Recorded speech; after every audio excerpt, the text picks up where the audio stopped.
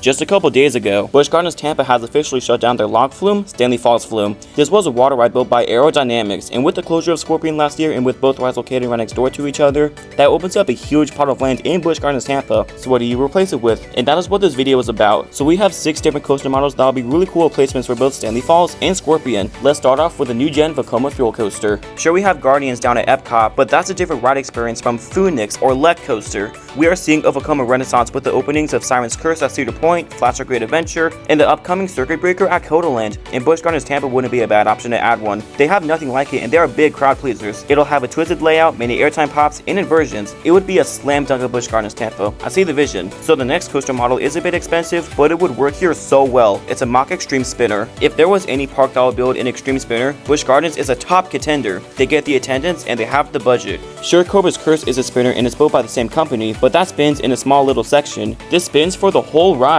It would be cool if it was like Ride of Happiness, but with a twisted layout. There is one opening at Plopsaland, Germany, formerly known as Holiday Park, in 2028. So we are seeing more of these, and Busch Gardens needs to get one someday. So for the next model, let's switch from mock rides over to B&M for a wing coaster. The only thing that worries about me about this prediction is how it will ride. The B&M's built after 2020 features a very noticeable shake. There's a reason why I've only ridden Rapterra once. It's one of the most shakiest coasters I've ridden for right now, so I really hope B&M and Busch Gardens finds out a way to dampen the shake. As for the practicality, it's shocking that Florida doesn't have a wing coaster yet. The closest one you have is at Dollywood with Wild Eagle, and that is over 10 hours away, so they can 100% get away with it. I'm thinking of a layout like X-Flight over at Six Flags Great America. Since the Scorpion and Stanley Falls plot is square shaped, it can have a wing overdrop, mini inversions, crossovers. I love this idea too. We desperately need a wing coaster in Florida, and this would be a great opportunity. For the next model, this is the newest model on the list. Let's go back to mock for a striker coaster. This would also make a lot of sense at Busch Gardens Tampa. Something like Voltron will be amazing here. It could have a beyond vertical launch like Voltron, maybe a boost halfway throughout the ride, a lot of airtime and hang time moments, and since mock coasters are known for being very reliable and Busch Gardens has worked with them before,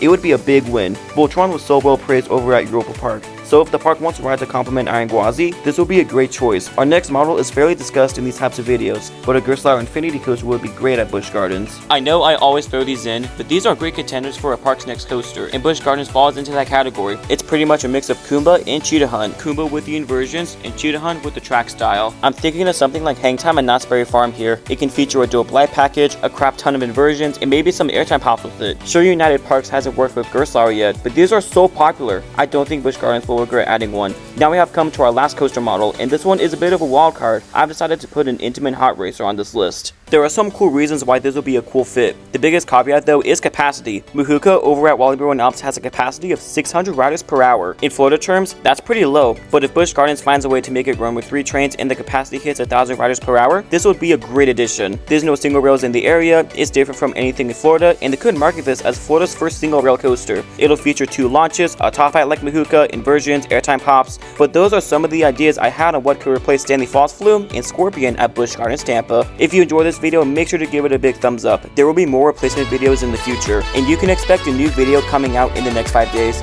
so make sure to keep that adrenaline pumping, and thanks for watching.